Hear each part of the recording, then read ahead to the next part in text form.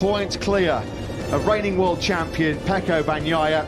Luca Marini dazzled in qualifying yesterday. 2 all-time lap records, first in Q1 to get into Q2. Then he took a sensational pole position, although he has a long lap penalty to serve in this pivotal Grand Prix of Indonesia. The tyre choice, well, they've gone for different front tyre strategy, haven't they? Jorge Martin's gone for the soft front. Pecco Bagnaia, who has to work his way through a tough task from 13th place on the grid. He has gone for the hard front. He's been lacking braking stability of late, certainly suffering with a lack of rear stability here this weekend, the 26-year-old Italian. You just wonder as well, in these scorching hot conditions, whether he's gone for the hard front because of concerns mid-pack early on about front tyre temperature and front tyre pressure. That's the reason why there's been so much toing and froing in terms of tyre choice. Look at that, the warm-up lap here in extremely warm conditions, 31 degrees the ambient temperature. Track temperature nearly a sizzling 60 degrees, 57 degrees. This is going to be a massive mental and physical test around Mandalika. 27 laps, punishing for the brain and the body, certainly punishing for the rubber underneath these riders. We're going to keep a very close eye on the tyre graphic when we do get the latest up-to-date information from Michelin. Of course, they're on course for history today. It will be their 500th Grand Prix success, but it's all eyes on the top of the championship, with Jorge Martin leading it. 328 points he's moved on to. 4 successive sprint wins, 6 wins in the last 7. That's why he's charged his way to the top of the standings. A weekend attendance of over 100,000 fans. This is one of MotoGP's most passionate and biggest fan bases, and they are ready to rock in Lombok as Luca Marini comes to pole position for the very first time in his MotoGP career. Lewis, any breaking news on the tyre front before it's lights out? Very quickly, the 2 riders we've already told you about, Aleix Espargaro and Miguel Oliveira, have gone to the soft rear tyre. So has Pol Espargaro. There we go then. Aleix Espargaro obviously eager to make the start that he missed yesterday in the sprint, to get his head down and then potentially try and manage a gap at the front. He has the luxury of being able to gamble on the tyre choice, not in championship contention. Here we go then in Mandalika. It is full throttle, it's lights out, and we are racing in MotoGP in Indonesia. It's a really good start on the Factory KTM by Brad Binder. Look at Jorge Martin. Martin from the back of the second row in 6th place. A sensational barnstorming start from the World Championship leader. He gets the whole shot. Martin leads here in Indonesia from 6. Incredible. Bagnaia is being aggressive on this first lap. Watching him further back, he's up at least 2 or 3 places. He's ahead of his teammate, he's ahead of Jack Miller, and he's ahead of Marco Bezzecchi. How good is that upgraded Ducati launch device? How good is Jorge Martin off the line? Well, we just saw there a perfect illustration. One of the best starts you'll see in MotoGP. He launched away like a rocket, didn't he? Jorge Martin then leads, being hotly pursued by Maverick Vinales. Fabio Quartararo there in 3rd place. Aleix Espargaro again has missed the start. The factory of Pretty Man back in 5th. Pecco Bagnaia is up 3 places. He's up into 9th place. Aleix Espargaro's first lap is getting worse as he goes wide. Bagnaia might gain another 2 places there, up the inside of Marquez and Espargaro. Around the outside, they're now through the 3rd gear, turn 11 as Aleix Espargaro. He leans on the world champion Bagnaia. Marquez gets squeezed out to the marble as well. It's been a real bad first lap for the Repsol man, who's got at least further than what he did in the sprint yesterday. Bastianini runs wide. It is absolute carnage on this first lap here in Mandalika. Marco Bezzecchi is going backwards as well. At the front, it is Jorge Martin that leads, nearly 3/10 clear of Maverick Vinales on the inside of Aleix Espargaro. That's Brad Binder. That's Bagnaia, I think, defending from Aleix Espargaro. We've seen that early aggression, make no mistake, from Pecco Bagnaia, taking advantage as well of what's going on ahead of him. But Martin and Vinales away at the front, half a second clear of Quartararo. Then it's Marini, Binder and Bagnaia, who's gained 7 places on the first lap. Martin capitalising brilliantly on that new upgraded Ducati start device. He's got the soft front tyre, he knows he has to try and get clear air at the front of this Grand Prix, otherwise he might encounter some overheating issues with that front tyre. Bagnaia was a little bit wide there, a little bit sluggish, a little bit scrappy in that first section. He does resist Aleix Espargaro, who again missed the start and has not been able to take advantage early on of that soft rear tyre. One of only 4 riders in this Grand Prix that went for the soft rear. Quartararo offline there as he comes to the change of direction. That's going to hurt him all the way down to turn number 10. Luca Marini's on the racing line. Quartararo on the inside. Bagnaia now looking to go through. Marini gets collected. Yeah, Marini's been collected. Marini then will not get the chance to serve his long lap penalty. He goes down at turn 10. I was just about to say, after that second, we saw him getting pushed around and barged around on that first lap. He went down to 13th place from 9th. But now we've only got half of the Unity 46 Ducati team in this race. On the inside then comes Binder. I think Binder there was worried about running into back of Quartararo. On the outside with nothing he could do, the luckless Luca Marini. Now then, this is the fight. Currently racing for third place. It's Quartararo from Bagnaia from Aleix Espargaro. This has been such a good, all the credit to Martin for his lap takeaway, but this has been a world champion's first couple of laps for Pecco Bagnaia, who's staring at the podium positions of anything, with Fabio Quartararo running in third place as Martin sets the fastest lap of the race. Vinales is going with him, Quartararo at the moment is not. Vinales going to be careful though about the front tyre temperature pressure, isn't he? In that dirty air behind Martin. Quartararo at the moment fighting a great fight, as he so often does in that factory Yamaha. We've lost Pol Espargaro, so rather disconsolate trudge through the gravel trap, isn't it, for the man who sadly has lost his full-time seat in the Gas Tech Ferrari team next year. On board there with Marc Marquez and Bridges with that front end go there. Maybe just centimetres off line, dirty part of the track, and that spells trouble for Pol Espargaro. He's down. Frankie Morbidelli, apparently, yes, Frankie Morbidelli is pitted as well in the factory Yamaha, so early problems for him. So let's try and regroup. Let's try and take stock. Martin, after his rocket launch off the line from 6th to 1st at the first corner. Martin is the lead. Vinales second. Quartararo looking at in third place. We're on board with the world champion Bagnaia, who in 2 laps has recovered 9 places. Sensational stuff by the world champion. It's going to get even better for him, isn't it? He slots on the inside of Quartararo through the third gear, turn 13. This is brilliant by Bagnaia. It's taken him, what, 2 3/4 laps to get himself from 13th to 3rd. And Aleix Espargaro immediately relegates Quartararo down to 5th. Aleix Espargaro knows he's got to make up ground early on. Quartararo's trying to relegate him back again. That's brave and bold from the 2020. Aleix Espargaro yesterday, and there was no sanction coming away at the factory and pulling out. There is Aleix Espargaro at the moment doing his best to try and hang in there with Pecco Bagnaia. Through we come then through turn 13 and hard right through the 4th gear, 100 km, 8 km an hour 4th gear. This is where Aleix Espargaro on the off the racing line, off the dirty part of the circuit there, slammed into the side of Binder in the sprint yesterday. So Binder getting a long lap penalty due to irresponsible riding.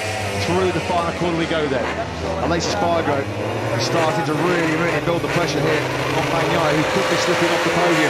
Martin then, 31.423. And again, he's just by far got the superior speed. Now he's got 1.5 seconds clear of Vinales. Vinales has dropped back into the 132s. Bagnaia was a little bit wide there through turn 1, and Aleix Espargaro all over his rear tyre now. Yeah, that was what happened on the last lap as Binder now comes in for his long lap penalty. It will be him offering the apologies this time as opposed to what we saw yesterday. But yeah, it was Vinales having a poor lap last time around, a 32.0, which saw him lose half a second to both Martin and the pack behind him. Bagnaia now 1.3 behind Vinales, or he was before he ran on slightly hot into turn 1. Binder drops back in behind Bezzecchi then into 10th place. So we lost 2 or 3 seconds.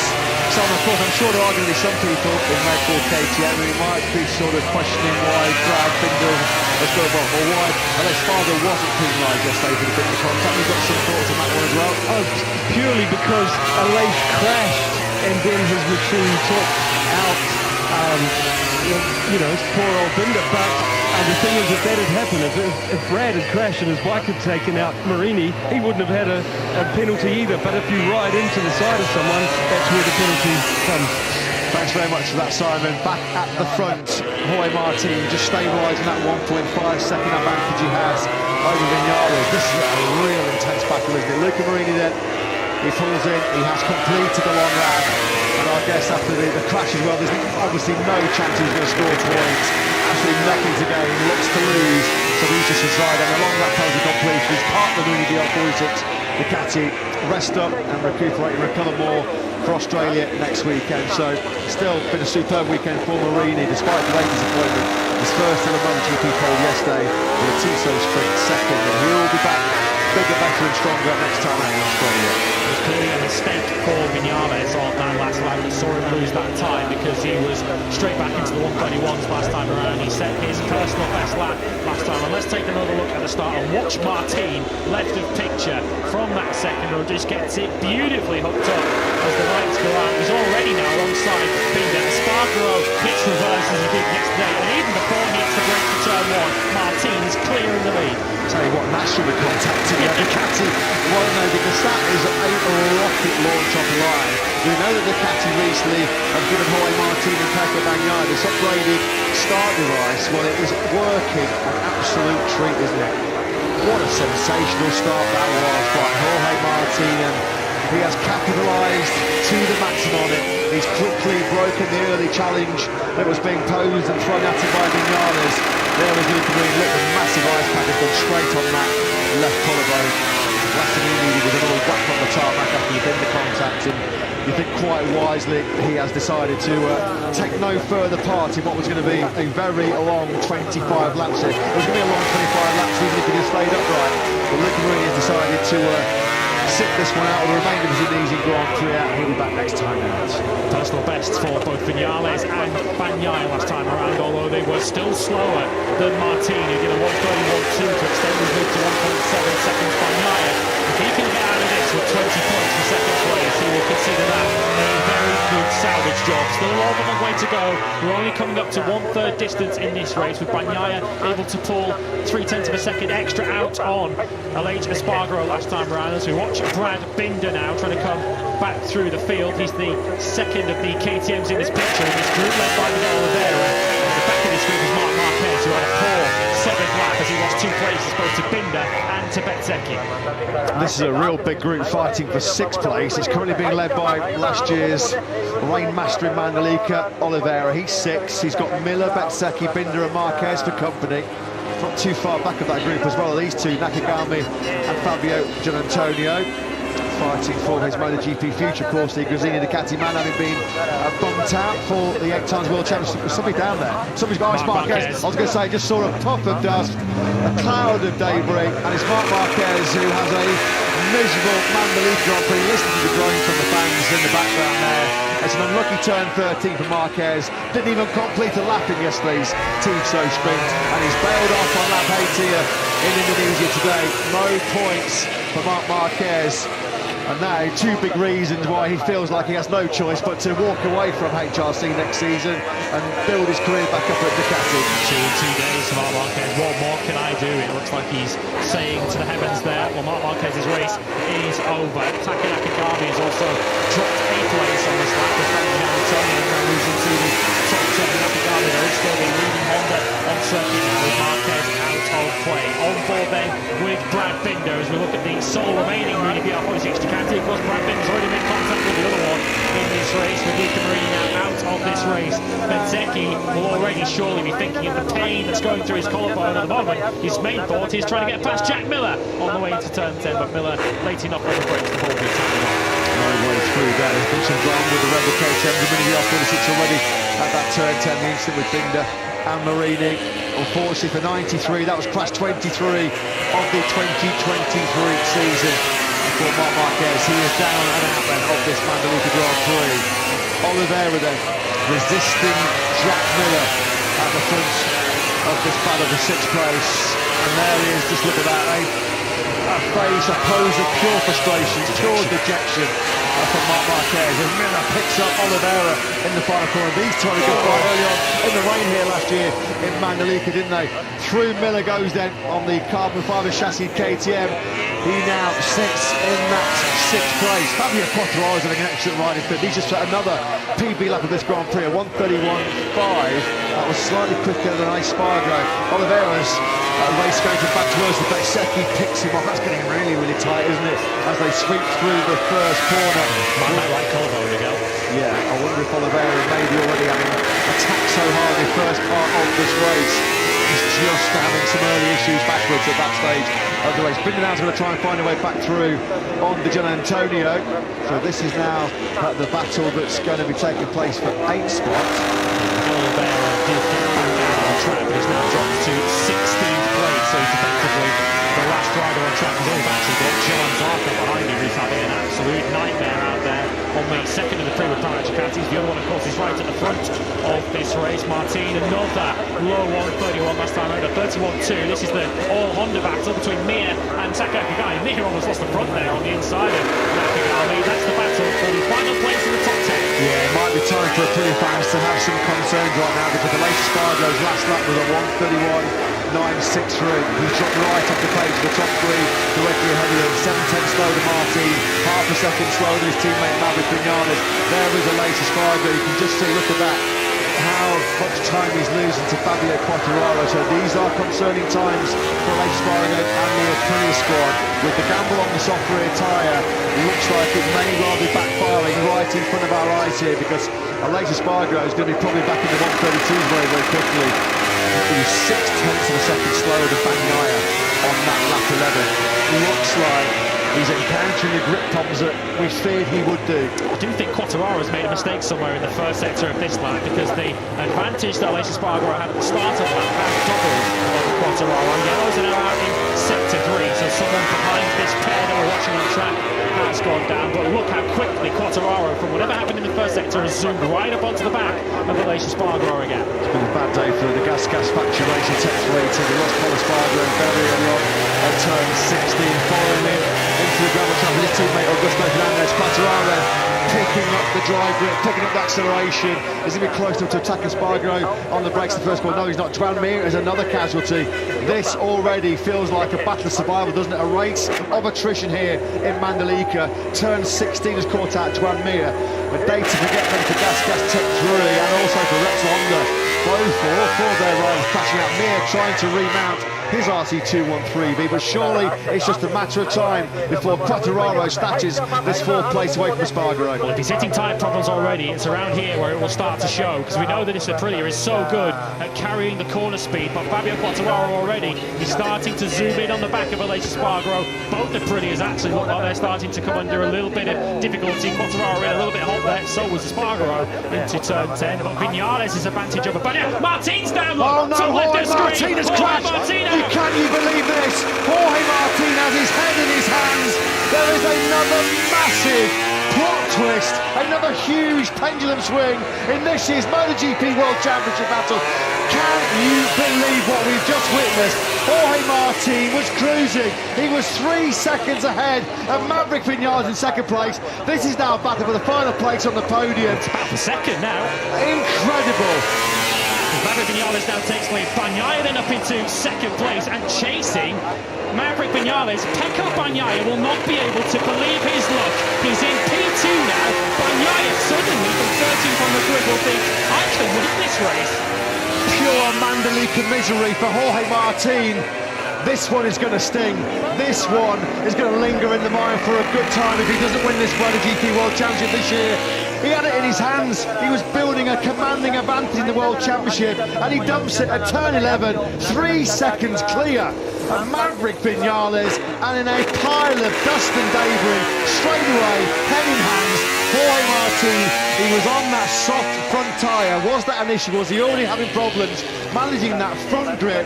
On board he goes, tips it in to the third gear, 120 kilometres an hour. Turn number 11. They cannot believe it, can they? Fonzie Nieto, the rider coach, bashes the Prima Comet Ducati wall there. Jorge Martin. Wow. Can you believe this? It is now back in the hands of Pecco Bagnaia.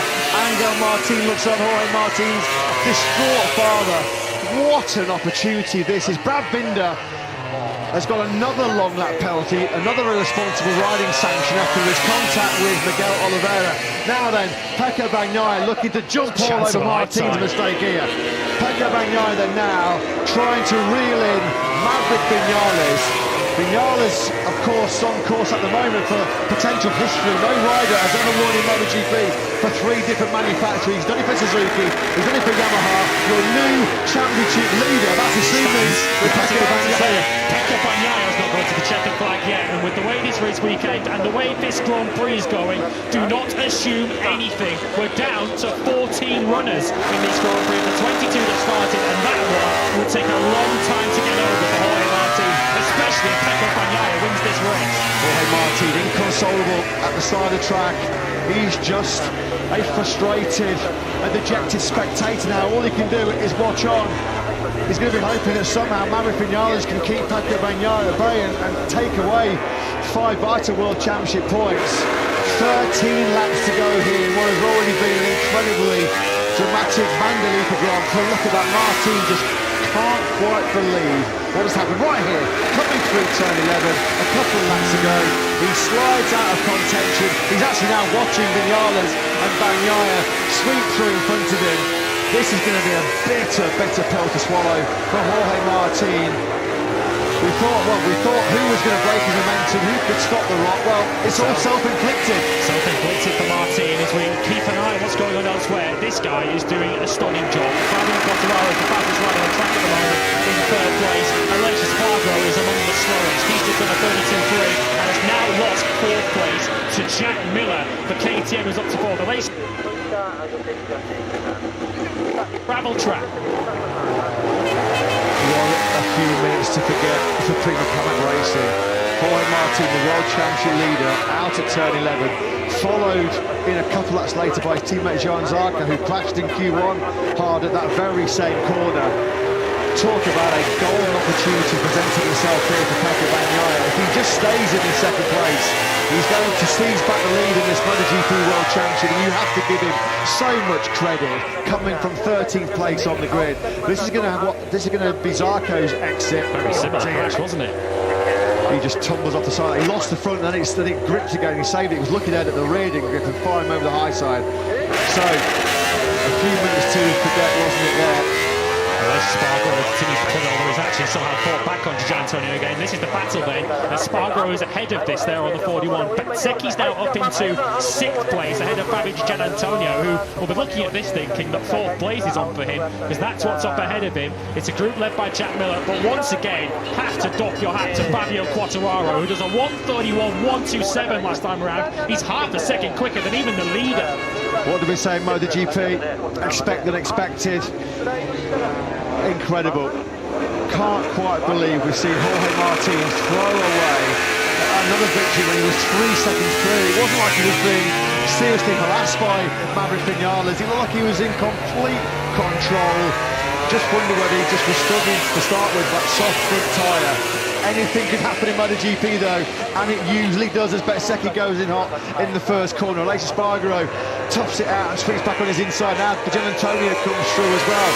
Proper good scrap this, isn't it, for that top 6?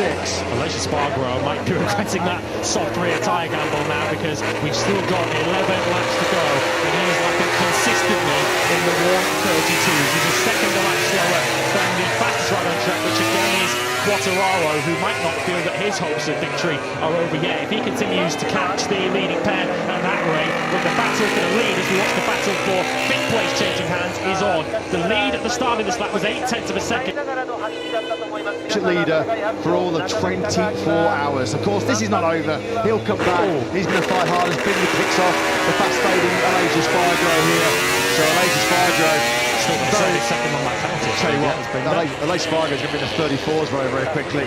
He's going to be 3 or 4 seconds slower than the fastest guys in this Grand Prix. Aleix Espargaro now, he is just firmly locked into survival mode here. So we are down as an entrance to 14 runners. The only reason we've got 14 right now is because Matthew Morbidelli went back out on track to resume in this race. He's up behind Miguel Oliveira, who's the last rider on track, who of course is also in that soft rear tyre. The riders are starting on that soft rear tyre. We've only got, I believe, Aleix Espargaro and Oliveira still running. As Enea Bastianini, how has he suddenly just set the fastest lap of the Grand Prix on a 1:30.9? That is 2.5 seconds a lap quicker than the rider immediately ahead of him, Aleix Espargaro. Talk about better late than never. I'm just about to give again a massive shout out to LCR Honda rider Alex Rins, who's producing a minor miracle here in Mandalika. He's, what, 50-60% fitness with that double fracture in that right leg from the sprint to Mugello. Alex Rins on the last lap with a 1:31.7, which was podium pace. And Bagnaia now, there's pressure. Is coming, it's building through turn 11. Vinales and Bagnaia go. This is where we lost Jorge Martin 4 or 5 laps ago. Get another huge swing in this year's MotoGP World Championship battle. Maverick Vinales has got a lot of time here to try and keep the world champion at bay. Through we go, through turn 14, fourth gear, 180 kilometers an hour, building up to fifth gear, around 250 clicks now through turn 15. Hard on the brakes, got to be so careful here. Trail braking with that fading front tyre grip. You do wonder as well whether Bagnaya's half front tyre option may well be really helping him at this late stage of the race, but he won't have the turning of the medium, but he'll have the better braking, and that could be so decisive. The gap's cut down to under a quarter of a second. Well, I'll tell you what, with Fabio Quartararo under this battle for the win yet. We're not watching him on circuit. Fabio Di Gianantonio is now up into that fourth place that he was chasing.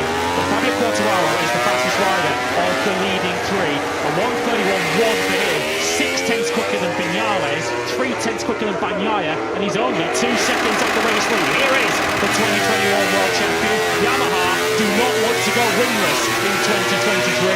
If Bagnaia doesn't get past Viñales quickly, Yamaha might not go winless. Coming in this weekend, Fabio Quartararo said he had high expectations.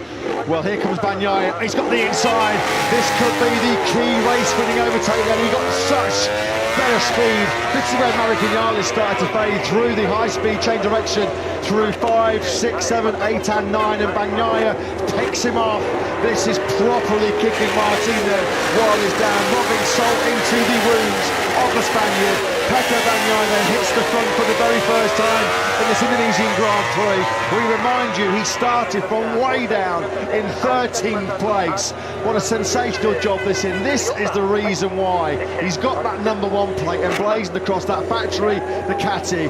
Very short. There's going to be 7 laps to go here in Mandalika, and Pecco Bagnaia with one of the biggest wins potentially of his Grand Prix career in his hands. A ride of a champion so far for Pecco Bagnaia. We remind you, still a long way to go yet. Still 7 laps remaining in this Grand Prix, and once again, fastest rider of the leading three was Fabio Quartararo. 1:31.321 as he closes now to within 1.1 seconds of Viñales. Viñales is going to have to just batten down the hatches here and try and preserve a podium, because Bagnaia already looks long gone. He's half a second clear as we come towards the end of the second sector, and that, gentleman, is having the afternoon of his dreams as he sees Bagnaia turn this title chase on its head.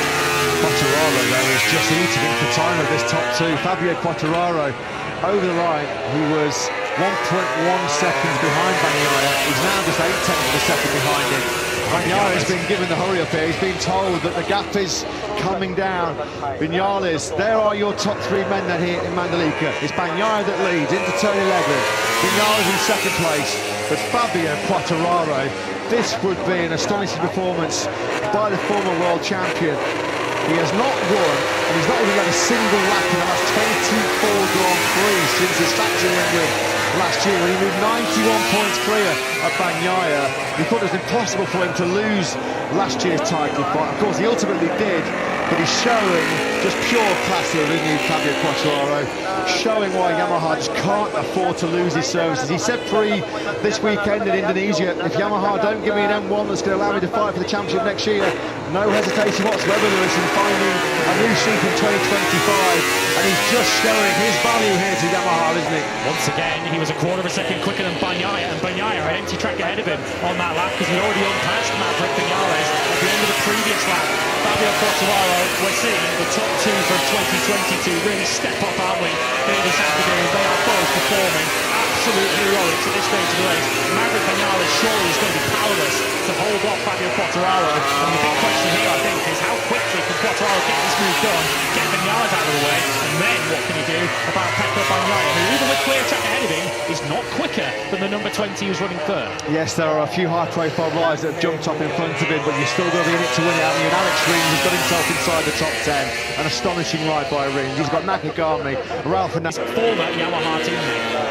Simon, you've got some further observations, down to you. Yeah, coming into this race, all the talk, as you know, is about the rear tyre, but I really think the whole race, apart from the ones that chose the soft rear, the whole race has been, for everyone else, about the front tyre, trying not to overstep the mark with it in this really high temperature, and making sure you don't spend more than 2 laps close behind someone so the temperature and pressure spikes, and I think it's caught a lot of people out.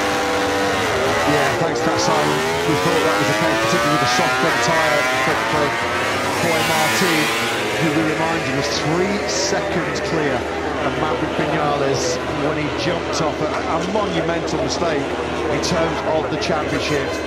He breaks his own great rhythm, doesn't he? He breaks his own great stride to the top of this MotoGP World Championship. We'll now be just hoping that somehow Vinales and Quartararo could potentially get ahead of this man, Pecco Bagnaia, who is potentially on course to go from 13th to winning this Mandalika Grand Prix. This will feel like 250 points game, not 25 for Bagnaia, who's been in still a bit of a rot and still a bit of a slump.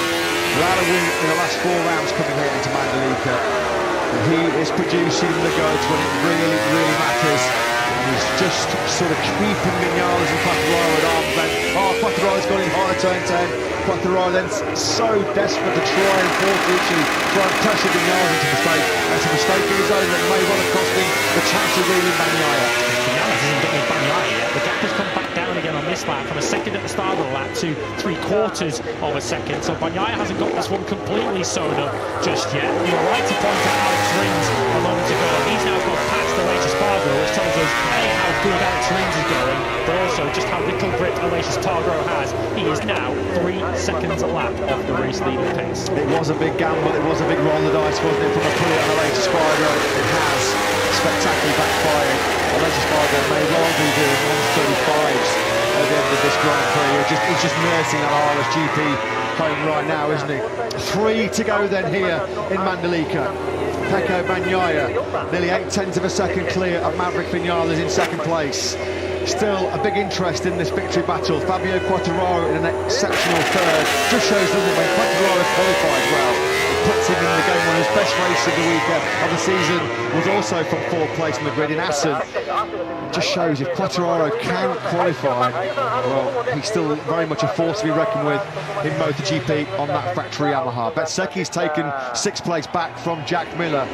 Brilliant ride by Bezzecchi, a 1:32 flat. He must be in absolute agony. It's only adrenaline now that's keeping Marco in this race. As Vinales coming down, man. It is Vinales and Quartararo into turn 10. This is big pressure building, isn't it, on Bagnaia? Down to 0.4 a second now. Vinales is obviously clearly managing his tyres much better than he did in the sprint yesterday, for obvious reasons, because he's on different rubber. But Bagnaia wouldn't be letting this pair get that close to him on purpose. So Bagnaia clearly dealing with whatever grip he's got. Of course, we need to remind ourselves again, Bagnaia's come through from 13th on the grid. So has he taken enough out of his tyres and saved enough for these final 2.5 laps? We've seen on so many occasions this year a man who's so phenomenal at defending. He's so hard to overtake. It is Pecco Bagnaia. It's going to be one thing for Vinales and Quartararo to squeeze onto his rear tyre. It's going to be another thing to squeeze past the man in P1 at the moment. 2 laps to go here then in Indonesia. The gap down to just 0.6 of a second between Bagnaia and Vinales. Just another 0.8 of a second splitting your top 3. Still Fabio Di Antonio on course for an excellent career best 4th place there. He's 4 seconds clear of Brad Binder. Marco Bezzecchi has just set his personal best lap of the race back in 6th. The 1:31.351. That is 4 tenths quicker than Bagnaia's going out front. Marco Bezzecchi, it will be the most heroic 6th place that anyone will ever take in a MotoGP race. He is doing a stunning job. This is the perfect illustration of what Fabio Quartararo repeatedly tells the media and repeatedly tells the fans, isn't it? When he can run the pace of the best riders in this field, but it's overtaking that's been an issue, isn't it? I mean, how long has he been sat glued to the rear tyre of Vinales' factory Aprilia, but he just can't jam it in there, can he? He hasn't yet been able to show Vinales his front wheel, of course, taking nothing away from Vinales, who's riding a fantastic race himself, but this is what Fabio Quartararo tells us incessantly. He can run a great pace, but when he has to overtake, although here he comes with the corner speed through the 4th sector. This has been his sector all weekend. Again, though, he just can't quite get through. Vinales doing a sterling job here, desperately holding on for that second. We're about to start the final lap. 4.3 kilometres. Pecco Bagnaia is away from one of the biggest wins of his Grand Prix career. Under immense pressure he was coming into this Mandalika battle. He lost the World Championship for the first time since the end of April in Jerez. but he's about to punish Jorge Martin to the absolute max hit in Mandalika. He starts the last lap, a second clear of Vinales. Yeah, it was a crucial lap that for Bagnaia, as Vinales was preoccupied with Quartararo behind him and did a 32.0. Bagnaia was able to eke that lead back out to over a second, so even if Quartararo was able to take this second place on this final lap, there is no time remaining for him to catch Pecco Bagnaia, who just needs to make sure that he is mistake-free on this final lap. What can Quartararo do about passing Vinales? He's been staring at the back of that Aprilia for a number of laps now. He'll be trying to work out how he can get through. Turn 10 might well be his best opportunity, but he's not close enough. 31.6 on lap 26 from Bagnaia. That is just mind-blowing pace to this late on. It looks like he is going to hold off Vinales and Quartararo. We're all eyes, and aren't we now, on the former factory Yamaha teammates. Vinales then, they power through turn 12, third gear, 130 kilometers an hour. They drop down, then slightly off camber through turn 13. It looks like Pecco Bagnaia has got this one covered. Vinales desperately holding on here for third place. Is Quartararo going to go all easy? Not going to be close enough. But Pecco Bagnaia with 2 corners remaining here in Indonesia, with Jorge Martin down and out of a 3-second lead. Through the final corner we go. Bagnaia almost at walking pace as he comes over the line. But it's a monumental, a massive victory in Mandalika for Pecco Bagnaia and the defence of his MotoGP World Championship. Cue absolute delirium inside the factory Ducati garage. That was the ride of a world champion. That was the ride of the man who's fighting tooth and nail to keep that #1 plate. Bagnaia wins it, Vinales second, Quartararo a superb third place. Fabio Di Giannantonio a career best fourth. Marco Bezzecchi got Brad Binder on the last lap for a superb fifth place. Binder having had 2 long laps, an eventful race for him, he takes 6. Miller, Bastianini, Alex Rins and Aleix Espargaro, your top 10. Nakagami, Oliveira 11th and 12th. Only 14 finishers in that Grand Prix, but there's your reminder. He can handle the pressure, can he? He's not going to wilt on the big stage. 18 points clear now in the MotoGP World Championship. What a ride, what a response from the world champion Pecco Bagnaia, your Mandalika winner.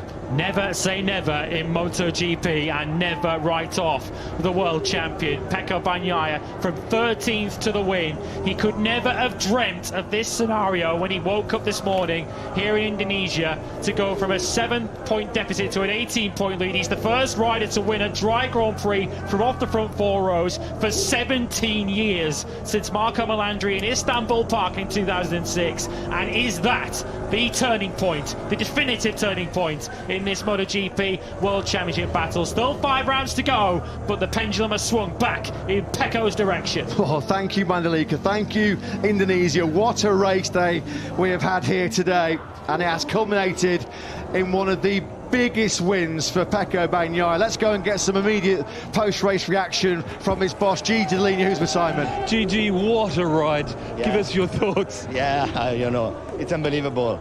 It's really unbelievable. He recovered really well during this race, and honestly, I didn't expect this kind of race. He's push all the time, and we are really, really happy. Congratulations. Thank you. I think, yeah, they are really, really happy. You can sense it in Gigi Dall'Igna's voice, can't you? This man just cannot believe it. What an astonishing ride that was. Pecco Bagnaia, that was his 27th Grand Prix victory, his 17th in MotoGP, and certainly it just feels like, doesn't it, the most significant. He's been asked so many questions about dealing with the pressure, dealing with this onslaught that's been coming at him from Jorge Martin. Well, today it was Martin that blew it. He fluffed his lines. 3 seconds clear he was. Maverick Vinales. It's going to be a long flight to Australia for Jorge Martin, no doubt about that. This man, well, Vinales and Fabio Quartararo in top pursuit. Fabio Di Giannantonio, a career best 4th. Marco Bezzecchi, a heroic 5th. Brad Binder served 2 long lap penalties on his way to 6th from his teammate Jack Miller. And Enea Bastianini set the fastest lap of the race on his way to 8th. Alex Rins a superb 9th. And Aleix Espargaro cursing the decision to choose the soft rear tyre to take 10th. The only other point scorers, Taka Nakagami, Miguel Oliveira, Ralph Fernandez and Frankie Morbidelli. Both Prima Ducatis crashing out at the same corner, with Martin's mistake handing over the World Championship lead as Pecco Bagnaia takes an 18-point lead with him to Australia. Marco Bezzecchi is still very much in the contest, 63 points off the lead. He came here to this weekend 54 back, so he's only lost 9 points this weekend, despite the obvious physical limitations. Fabio Quartararo in the top 10 in the World Championship after his third podium of the season. He's just 3 points behind Jack Miller now in the battle for 9th spot. Maverick Vinales, incidentally, now just 12 points behind his pretty teammate Aleix Espargaro. They are 5th and 6th, respectively. Enea Bastianini into the top 20 now, as he finishes in 8th place today for Enea Bastianini. That matches his best result of 2023. Well, Ducati are the Constructors' Champions. We found that out yesterday with their performance in the sprint. KTM are 17 points ahead of Aprilia now. That battle for second is going to run and run. So too the battle of the Japanese manufacturers for fourth. It's advantage Yamaha once again after Fabio Quartararo's podium here today.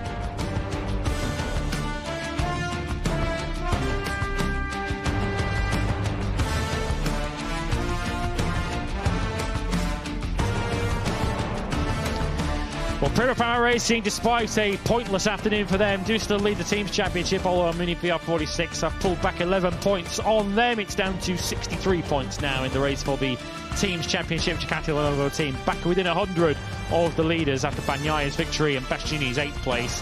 So they've gained 33 points on Prima Power Racing today, but still an awful long way to go if they're to retain their team's crown.